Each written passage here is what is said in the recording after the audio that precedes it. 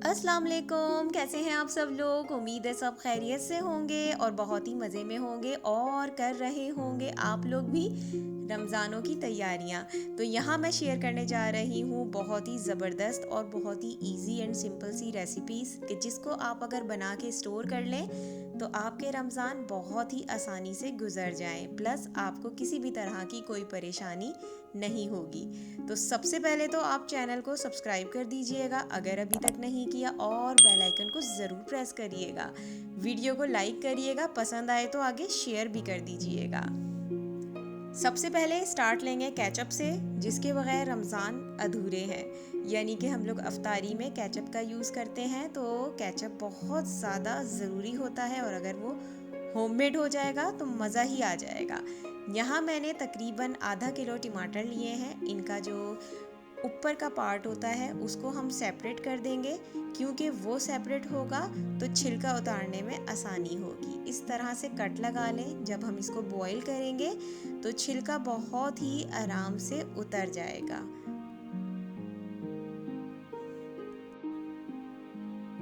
यहाँ आधा कप पानी लिया है मैंने, बहुत ज़्यादा पानी नहीं यूज़ करना आपने भी। इसमें सारे टमाटर मैं डाल दूँगी और उसके बाद हम इसको एक खौल देंगे, यानी कि एक बॉईल आने देंगे। आप देख सकते हैं कि हल्का हल्का बॉईल आना शुरू हुआ है और ये तकरीबन 5 मिनट के अंदर अंदर उसकी पानी की हीट से जो टमाटर का छिलका था वो उतर चुका है। आप चिमटे की मदद से इस छिलके को उतार लीजिए। छिलका उतारने के बाद आपने इसको सेपरेट रखना है और ब्लेंडर में डाल के एक पेस्ट बना लेना है।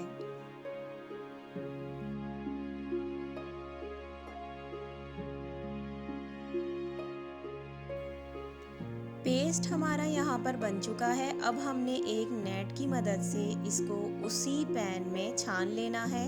मेक श्योर कि इसके छिलके और बीज नहीं जाने चाहिए, क्योंकि बच्चे जो होते हैं वो उसे फिर पसंद नहीं करते।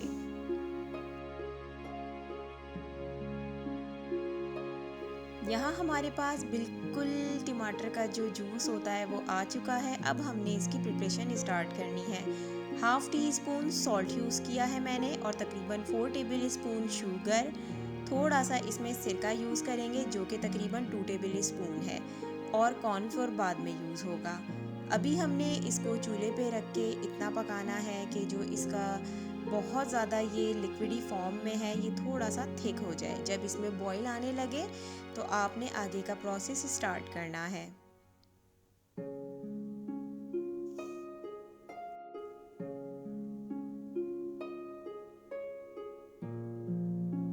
तकरीबन 3 से 4 मिनट गुजरे हैं। चूल्हा मैंने थोड़ा हल्का किया है और इसमें तकरीबन 3 मैंने ड्रॉप्स जो हैं वो फूड कलर के ऐड किए हैं। ये ऑप्शनल है टोटली। अगर आपको बहुत ज़्यादा रेड केचप पसंद है तो आप फूड कलर का यूज़ करें, अदरवाइज़ आप स्किप भी कर सकते हैं। और फूड कलर भी आप अपनी पसंद के मुताबिक इसमें डाल सकते हैं, जितना कि आपको कलर पसंद हो। यहाँ मैं कॉर्नफ्लोर का यूज़ कर रही हूँ। मैंने तकरीबन 1 टेबल स्पून कॉर्नफ्लोर लिया है और उसको 2 टेबल स्पून वाटर में अच्छी तरह से घोला है। आहिस्ता आहिस्ता आपने डालना है, स्पून आपने कंटिन्यूसली चलाना है, वरना गुठलियाँ बन जाएंगी और केचप ख़राब हो जाएगा। आप देख सकते हैं कि साइडों में बबल्स आ रहे हैं, ये निशानी है कि केचप जो है वो अब तैयार होने वाला है। कॉर्नफ्लोर ऐड करने के बाद केचप खुद से थिक हो जाता है। जब ये गर्म होगा तो आपको फील नहीं होगा, इसीलिए इस पॉइंट पे आके ये बिल्कुल रेडी है। अब आप इसको चूल्हे से उतारें और ठंडा कर लें। ठंडा होने के बाद मैंने इसे एक केचप जार में निकाल लिया है। अगर आपके पास ये अवेलेबल ना हो तो आप किसी भी सिंपल जार में इसे स्टोर कर सकते हैं। हमारा होममेड केचप रेडी है। अब आ जाते हैं हम अपनी जिंगर स्ट्रिप्स पे। जिंगर स्ट्रिप्स बनाने के लिए यहाँ मैं आधा किलो गोश्त ले रही हूँ और उनको पतली सी स्ट्रिप्स में कट किया है। सॉस जाएगा 1 teaspoon white vinegar, 1 teaspoon chilli sauce, 1 teaspoon soya sauce. तीनों की मिकदार हमने बिल्कुल इक्वल ही ली है। 1 टीस्पून ब्लैक पेपर का यूज़ कर रही हूँ। आप चाहें तो चिलीज़ का यूज़ भी कर सकते हैं। 1 टीस्पून ही सॉल्ट का यूज़ किया है। अदरक लहसुन मैं यहाँ पर फ्रेश यूज़ कर रही हूँ। आप चाहें तो पिसा हुआ रखा जो फ्रिज में होता है वो भी यूज़ कर सकते हैं। नॉट नेसेसरी कि आपने फ्रेश ही डालना हो। बस अच्छी तरह से हाथों की मदद से इसे मिक्स करें ताकि जो मैरिनेशन है चिकन की वो बहुत ही ज़बरदस्त तरीके से बन सके। अब आप इसको आधे घंटे के लिए छोड़ दें। चिकन की कोटिंग तैयार करने के लिए यहाँ पर मैंने 1.5 कप मैदा लिया है। 1 टीस्पून सॉल्ट का यूज़ कर रही हूँ। 1/2 टीस्पून कश्मीरी लाल मिर्च है और तकरीबन 1 teaspoon chicken powder. Chicken powder लाजमी डालिएगा, इससे बहुत अच्छा टेस्ट आता है। यहाँ एक प्याली में बिल्कुल चिल वाटर लिया है मैंने और थोड़ी सी उसमें आइस भी डाल दी है ताकि टेम्परेचर बरकरार रहे।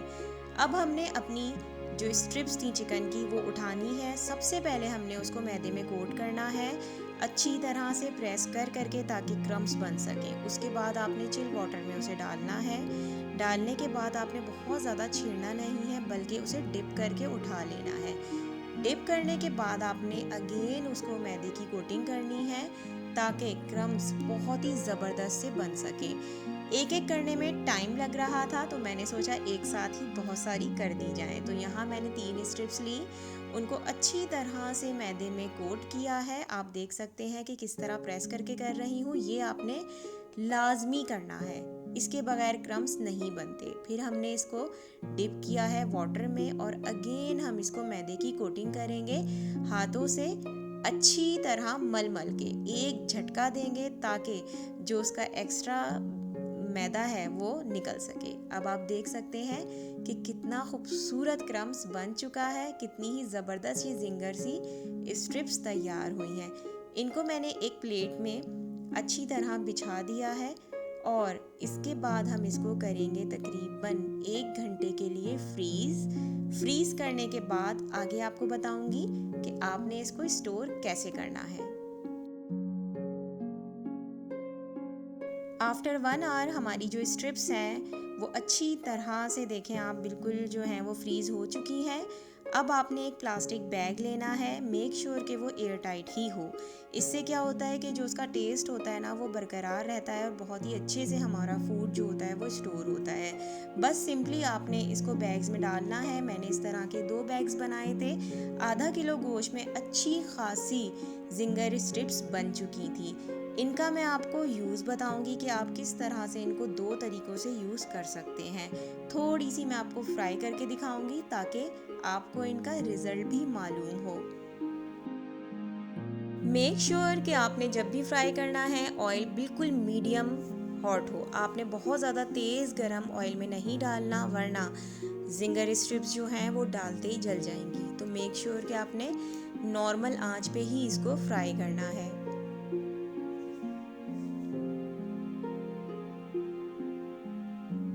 गोल्डन कलर आने तक आपने इसको फ्राई करना है। ये बहुत ही जल्दी फ्राई हो जाएंगी, मुश्किल से 6 मिनट्स लगेंगे आपको और ये रेडी हो जाती हैं। तो यहाँ आप देख सकते हैं कि कितना प्यारा और ख़ूबसूरत और क्रिस्पी सी जो है वो स्ट्रिप्स रेडी हैं। तो अब स्टार्ट करेंगे हम जिंगर बर्गर बनाना। ये बहुत ही छोटे छोटे से बन्स हैं तो हमने यहाँ पर मिनी बर्गर्स बनाने हैं। सबसे पहले मैंने लेयर लगाई है मायोनीज़ की।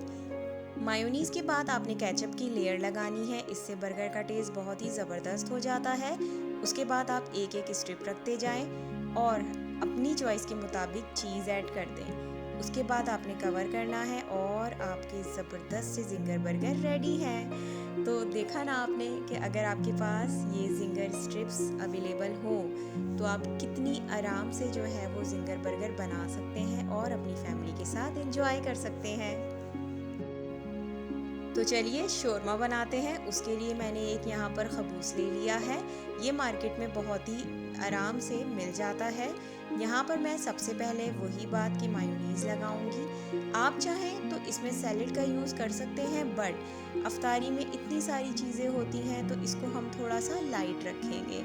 सबसे पहले मायोनीज़ लगाई, उसके बाद आपने एक जिंगर स्ट्रिप्स को लेके उसको 2 हिस्सों में डिवाइड किया, केचप लगाया और फोल्ड कर दिया। तो यहाँ पर इफ्तारी का एक और स्नैक बहुत ही इजी तरीके से तैयार है।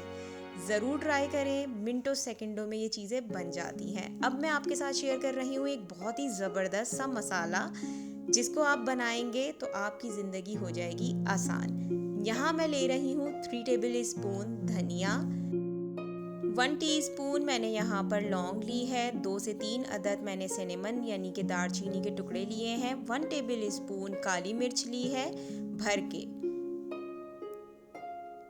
2 टेबल स्पून यहाँ पर जीरा जाएगा, 2 टेबल स्पून सौंफ जाएगी। इन सारी चीज़ों को आपने हल्की आंच पे भूनना है, उस वक्त तक भूनना है जब तक आपको इसमें से एक बहुत ही ज़बरदस्त सी खुशबू ना आने लगे या आपको इसका कलर चेंज होता नज़र आए। तकरीबन ये 2 से 3 मिनट का काम है और बिल्कुल हल्की आंच पे आपने ये काम करना है। जब मसाला आपका अच्छे से भून जाए तो आपने इसको ठंडा कर लेना है। मसाला ठंडा हो जाए तो हाथ की मदद से लाजमी तौर पे चेक करें और उसके बाद मिक्सी में डाल के मसाले को आपने पीसना है। सबसे पहले आपने जब मसाला सारा डाल दें तो कुछ बेसिक मसाले इसमें जाएंगे, जिसमें सबसे पहले कुटी लाल मिर्च जाएगी 1 टेबल स्पून, 1 टेबल स्पून भर के चाट मसाले का यूज़ करना है, 1 टीस्पून सॉल्ट जाएगा हमारा, आप हस्बे ज़रूरत सॉल्ट का यूज़ कर सकते हैं बाद में, 1 टीस्पून रेड चिली पाउडर है। इन सारी चीज़ों को मिक्सी में डालें और नॉर्मल आपने इनको पीसना है।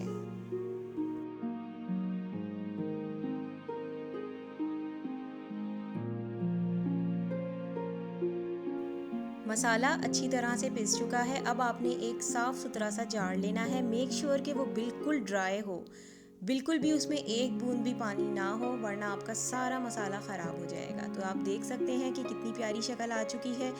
ये मसाला आप चना चाट में यूज़ करें, दही बड़ों में यूज़ करें, आप चाहें तो इस मसाले से आप कढ़ाई भी बना सकते हैं। बहुत ही ज़बरदस्त चिकन कढ़ाई बनती है। तो चलें अब बना लेते हैं ग्रीन चटनी, जो कि बहुत ही ज़रूरी होती है रमज़ानों में। यहाँ मैं 1 गड्डी पुदीने की ले रही हूँ और हाफ गड्डी मैंने यहाँ पर धनिए की ली है, जिसको अच्छी तरह से वॉश कर लिया है। 3 जवे लहसुन के और तकरीबन ½ इंच टुकड़ा अदरक का, 3 हरी मिर्चें हैं, 1 बड़ा लेमन मैंने उसका जूस ले लिया है, ½ टीस्पून सॉल्ट का यूज़ कर रही हूँ, 1 टीस्पून भुना कुटा ज़ीरा और थोड़ा सा पानी डालेंगे थोड़ा थोड़ा करके, ताकि जो चटनी है वो बहुत ही अच्छे तरीके से ब्लेंड हो सके।